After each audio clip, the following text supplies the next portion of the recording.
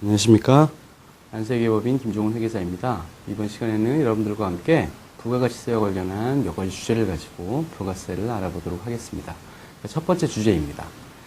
자, 부가가치세는 부가가치에 대해서 과세한다 라고 되어 있습니다. 자, 이 말은 틀린 말입니다. 자, 우리가 언뜻 생각하기로 그 부가가치세니까 부가가치에 대해서 과세하는 게 맞는 것처럼 느껴지죠. 그죠?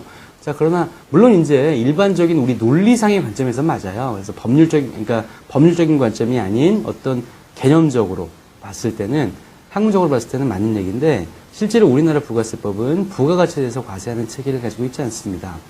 예를 하나 들어볼까요? 실제로 우리가 한 1,000원짜리 물건을 그러니까 700원짜리를 사와서 1,000원 주고 물건을 팔았습니다. 자, 그러면은 우리의 이익금은 얼마입니까? 이익금은 700원짜리를 1,000원 주고 팔았으니까 누구나 300원이라고 얘기할 수 있습니다. 자, 그럼 부가가치는 얼마입니까? 부가가치라는 것은 우리 회사가 창출한 부가가치죠. 그죠? 700원짜리 재화에 우리가 어떠한 무언가를 덧붙여서 1,000원짜리로 만드는 거죠. 그죠? 시장에서 팔렸다는 얘기니까.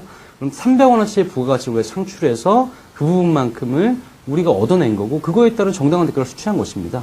그게 이제 700원짜리를 1,000원 주고 팔 수 있는 거죠.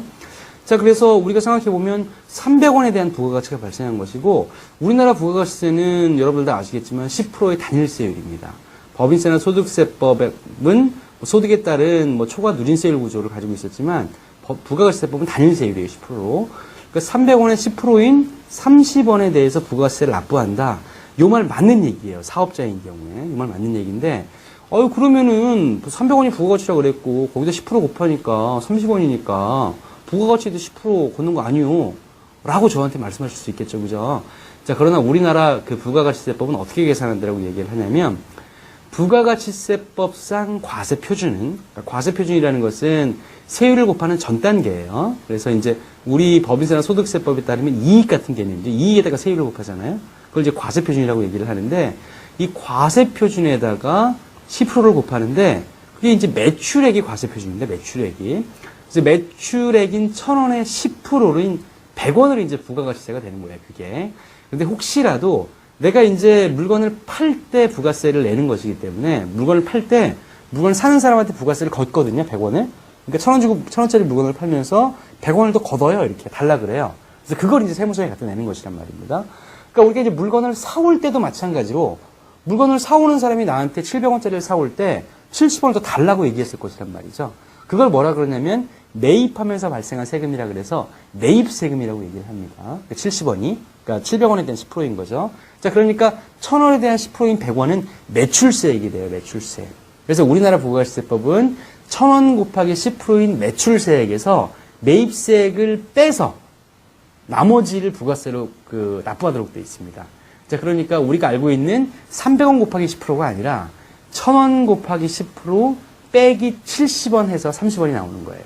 그러니까 사실은 값은 같을지 몰라도 계산 과정은 좀 다른 것이죠. 자, 그래서 우리나라 부가가치세법은 부가가치에서 과세하는 것이 아니라 매출에 대해서 과세합니다. 매출에 대해서. 매출을 재화 또는 용역의 공급이라고 정의하고 있어요. 부가세법은.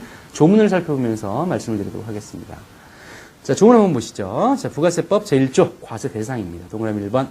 부가가치세는 다음 각 호의 거래에 대해서 부과한다. 재화 또는 용역의 공급, 재화의 수입. 용역의 수입은 과세하지 않습니다. 왜냐하면 포착이 안 되기 때문에 그래요.